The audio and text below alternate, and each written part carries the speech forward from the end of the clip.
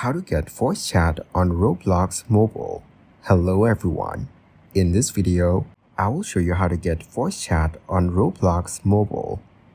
First, open the Roblox application on your mobile device.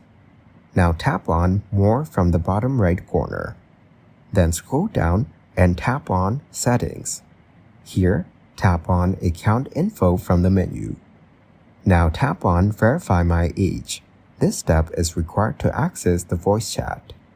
Then tap on Start Session to begin the verification process.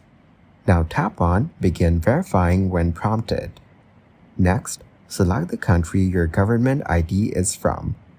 Now choose either national ID or passport, depending on what you have.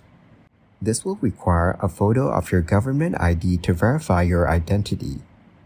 Then, take a clear photo of the front of your ID and follow the on-screen instructions to submit it.